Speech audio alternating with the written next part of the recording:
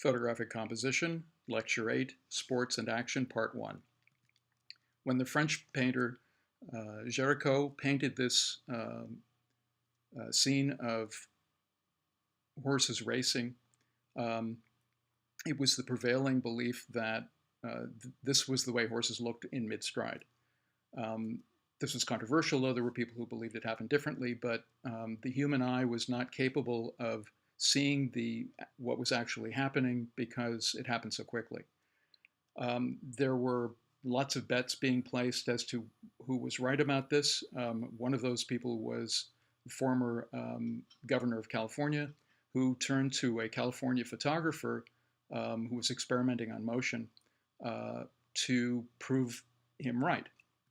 He turned to Edward Muybridge, who set up a series of cameras along a track and had the horse run along the track, and the cameras would successively photograph it as it went by.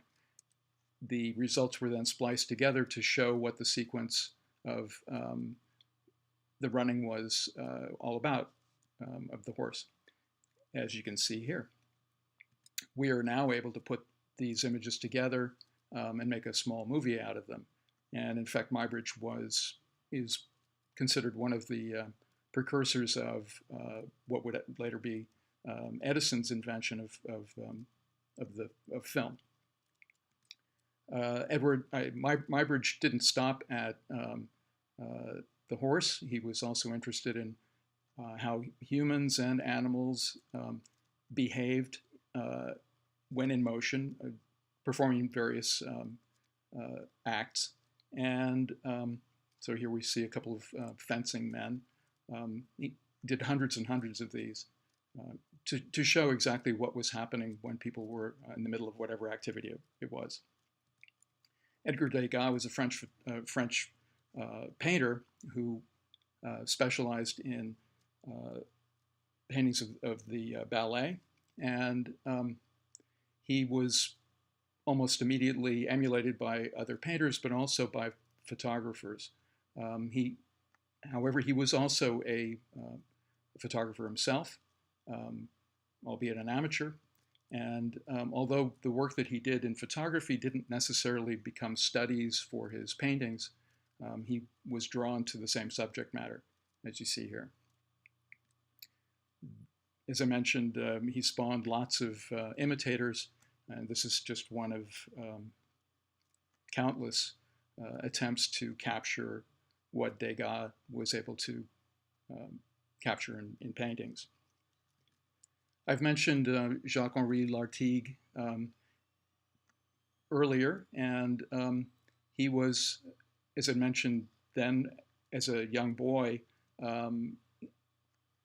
very interested in photography. He always had his camera with him, and very often his friends and he were involved in various sports, and he was there to chronicle what they were doing.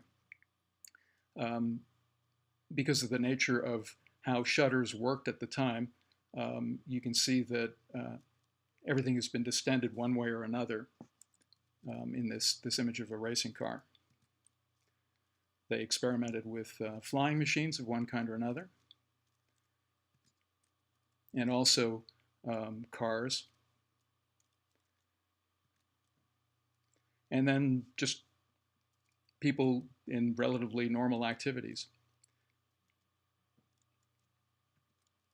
But he was particularly adept at capturing action and the joy that people were taking in what they were doing. We talked about Harold Edgerton and the strobe. This is just one of many experiments that he conducted in which a strobe was repeatedly triggered, and during the process of a tennis player serving a ball.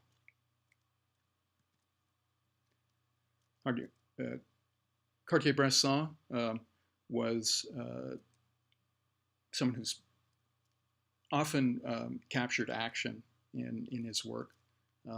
Here we see a gentleman trying to leap over a puddle. It doesn't look like he's going to make it, but we'll never know because this is the only view that we've seen.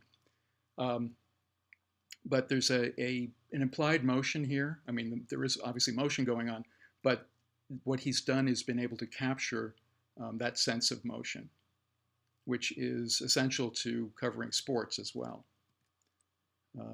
Here's another image of Cartier-Bresson, in which the girl running up the stairs really commands the most attention in this image, despite the fact that she's extremely small in the frame.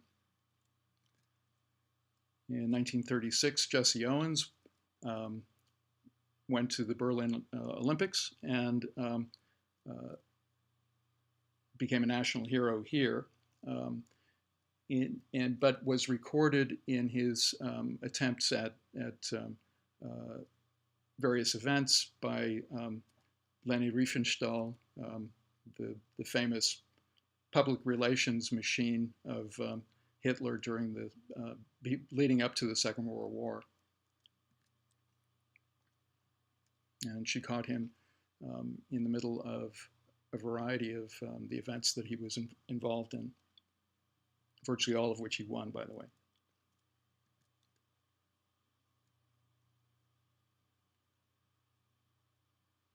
Again, we see the potential motion here, where these runners are charged and ready to leap forward.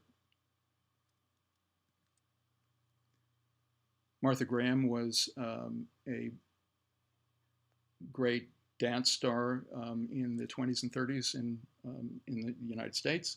And she worked closely with Barbara Morgan, a photographer who was interested in a variety of things, including dance and how to convey the activity of dance as opposed to just dancers. Aaron Siskind was interested in how people in the air, in this case, either diving off a diving board or jumping on trampoline, how they looked in space as they were between jumps. And we did a number of series of this. And here we see them in various positions. The name of the series was Pleasures and Terrors of Levitation, which were made primarily in the 50s. And we've been going back and forth between sports and dance. And here we see a rather staged looking tableau of 4 dancers by Arnold Genthe, who was a San Francisco photographer. And at least to my mind, as staged as this is, it bears some resemblance to this early Neil Leifer photograph of football.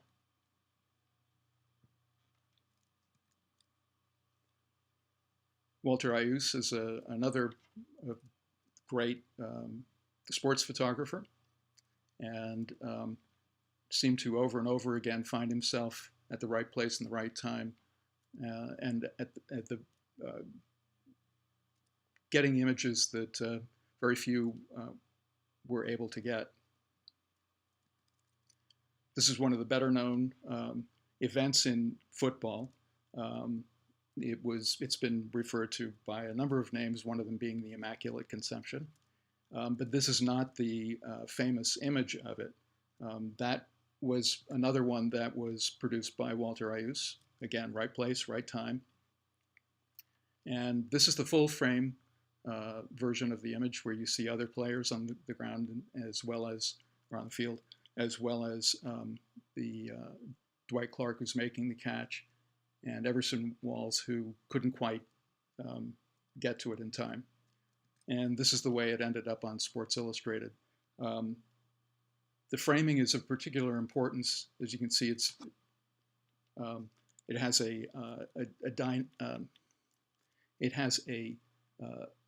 really charged. It almost feels like they're about to burst out of the cover of the magazine, which is obviously what Sports Illustrated was looking for.